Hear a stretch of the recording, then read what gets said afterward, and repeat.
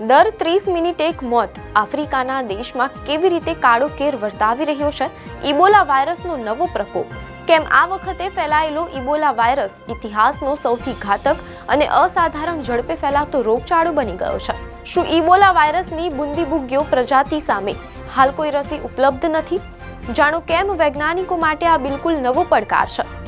કોંગોથી લઈને યુગાન્ડા અને યુરોપ સુધી શું આ નવો વાયરસ વિશ્વ માટે બિનચેતવણી રૂપ વૈશ્વિક સંકટ બની રહ્યો છે? નમસ્કાર દર્શક મિત્રો, હું સાહિન. ધ લોકસત્તા ન્યૂઝમાં આપનું સ્વાગત છે. સમગ્ર વિશ્વ જ્યારે અનેક સ્વાસ્થ્ય પડકારો સામે લડી રહ્યું છે, ત્યારે આફ્રિકા ખંડના ડેમોક્રેટિક રિપબ્લિક ઓફ કોંગો એટલે કે DR કોંગોમાંથી એક અત્યંત ચિંતાજનક અને ભયાનક વૈશ્વિક સમાચાર સામે આવ્યા છે. DR કોંગોમાં ઇબોલા વાયરસનો નવો પ્રકોપ તેના ઇતિહાસનો સૌથી ઘાતક અને ઝડપી ફેલાતો પ્રકોપ બની ચૂક્યો છે. જાહેર આરોગ્ય અધિકારીઓ અને સંયુક્ત રાષ્ટ્રના અહેવાલો મુજબ આ રોગચાળો લગભગ દર 30 મિનિટે એક નિર્દોષ વ્યક્તિનો જીવ છીનવી રહ્યો છે. અહેવાલો મુજબ આ મહામારીમાં અત્યાર સુધીમાં 2300 થી વધુ લોકોએ પોતાના જીવ ગુમાવ્યા છે, જેણે અગાઉના તમામ રેકોર્ડ તોડી નાખ્યા છે.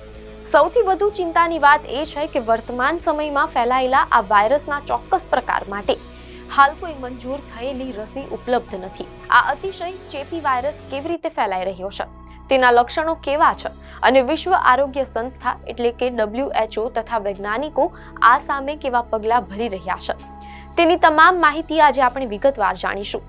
મીડિયા અહેવાલોમાંથી પ્રાપ્ત માહિતી અનુસાર DR કોંગોમાં ગત 15 મેના રોજ ઇબોલાના આ નવા પ્રકોપની સત્તાવાર જાહેરાત કરવામાં આવી હતી. આ જાહેરાત થઈ ત્યારથી અત્યાર સુધીમાં આ વાયરસના કારણે લગભગ 2325 જેટલા લોકોના કરુણ મોત નીપજ્યા છે. આ આંકડો કોંગોમાં વર્ષ 2018 થી 2020 દરમિયાન ફેલાયેલા અગાઉના પ્રકોપના કુલ મૃત્યુ આંકને પણ વટાવી ગયો છે. મીડિયા અહેવાલોમાંથી જાણવા મળેલ છે કે યુનાઇટેડ નેશન્સ એટલે કે UN હ્યુમેનિટેરિયનના વડા ટોમ ફ્લેચરે આ સ્થિતિ પર ઊંડી ચિંતા વ્યક્ત કરતા ચેતવણી આપી હતી કે શરૂઆતથી જ આ પ્રકોપ અત્યાર સુધીનો સૌથી ઝડપથી ફેલાતો ઇબોલા પ્રકોપ સાબિત થયો છે. તેમણે જણાવ્યું હતું કે આ મહામારી એટલી અસાધારણ ઝડપે આગળ વધી રહી છે કે દર અડધા કલાકે એટલે કે દર 30 મિનિટે એક વ્યક્તિનો ભોગ લઈ રહી છે. મીડિયા અહેવાલોમાંથી એમ પણ જાણવા મળેલ છે કે DR કોંગોની ઇન્સ્ટિટ્યૂટ ઓફ પબ્લિક હેલ્થના તાજેતરના અહેવાલ મુજબ દેશમાં અત્યાર સુધીમાં 4945 થી વધુ કન્ફર્મ કેસ નોંધાઈ ચૂક્યા છે, જેમાં માત્ર છેલ્લા 24 કલાકમાં જ 101 નવા કેસોનો ઉમેરો થયો હતો. વિશ્વ આરોગ્ય સંસ્થાએ વાયરસના ફેલાવાની આ ગતિને અસાધારણ ગણાવી છે. મીડિયા રિપોર્ટ મુજબ આ વાયરસ કોંગોના 26માંથી 6 પ્રાંતોમાં અત્યંત ઝડપથી ફેલાઈ ચૂક્યો છે. જો તેની સરખામણી ભૂતકાળ સાથે કરવામાં આવે તો વર્ષ 2014 થી 2016 દરમિયાન પશ્ચિમ આફ્રિકામાં ફેલાયેલા સૌથી ઘાતક ઇબોલા પ્રકોપમાં લગભગ 1000 લોકોના મોત થવામાં લગભગ 5 મહિનાનો સમય લાગતો હતો, જ્યારે વર્તમાન પ્રકોપમાં માત્ર 3 મહિનાના ટૂંકા ગાળામાં 2000 થી વધુ લોકોના મોત થઈ ચૂક્યા છે.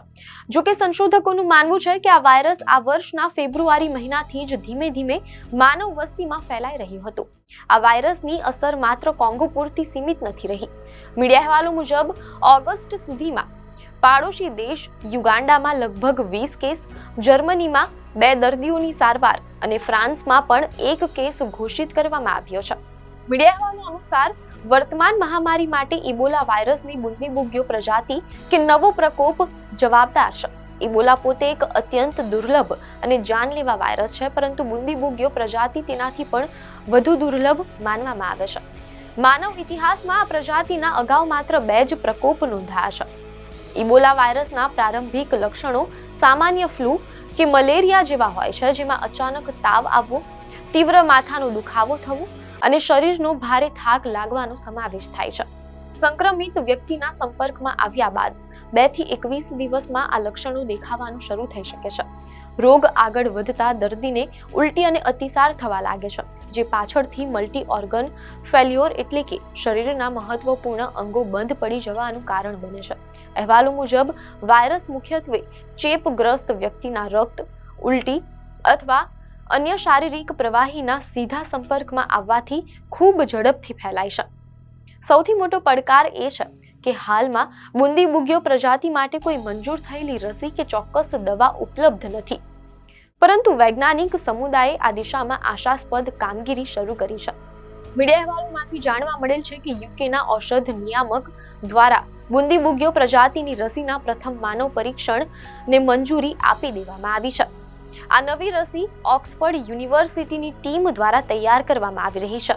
ખાસ વાત એ છે કે આ રસી બનાવવા માટે એ જ ટેકનોલોજીનો ઉપયોગ થઈ રહ્યો છે જે એસ્ટ્રાઝેનેકા કોવિડ-19 રસી બનાવવા માટે વપરાઈ હતી. આ સિવાય અન્ય 3 આંતરરાષ્ટ્રીય વૈજ્ઞાનિક જૂથો પણ અલગ અલગ રસીઓ વિકસાવી રહ્યા છે.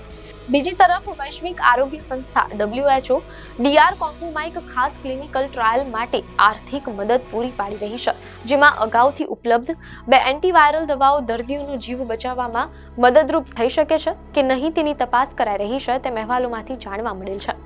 સાથે જ મીડિયા અહેવાલોમાંથી એમ પણ જાણવા મળેલ છે કે DR કોંગોમાં ઇબોલા વાયરસની શોધ થયાને લગભગ 50 વર્ષ પૂર્ણ થઈ ચૂક્યા છે અને આ દેશમાં ફેલાયેલો આ 17મો પ્રકોપ છે. વર્ષોથી ચાલી રહેલા સ્થાનિક સંઘર્ષો અને લોકોની સતત અવરજવરના કારણે આ રોગને રોકવાનું કામ તંત્ર માટે અત્યંત મુશ્કેલ બની રહ્યું છે. જો કે વિશ્વ આરોગ્ય સંસ્થાએ આશા વ્યક્ત કરી છે કે આગામી 3 મહિનામાં વાયરસના વધુ ફેલાવાને નિયંત્રિત કરી શકાશે, પરંતુ સાથે જ એ ચેતવણી પણ આપી છે કે રોગને ફેલાવો રોકવો અને રોગચાળાને સંપૂર્ણપણે ખતમ કરવો એ બંને અલગ બાબત છે. આંતરરાષ્ટ્રીય સમુદાય જો સમયસર પગલાં નહીં ભરે તો આ મહામારી વૈશ્વિક આરોગ્ય માટે મોટો ખતરો બની શકે છે. આપને માહિતી સારી લાગી હોય તો વિડીયોને લાઈક અને શેર કરજો, ચેનલને સબસ્ક્રાઇબ કરજો.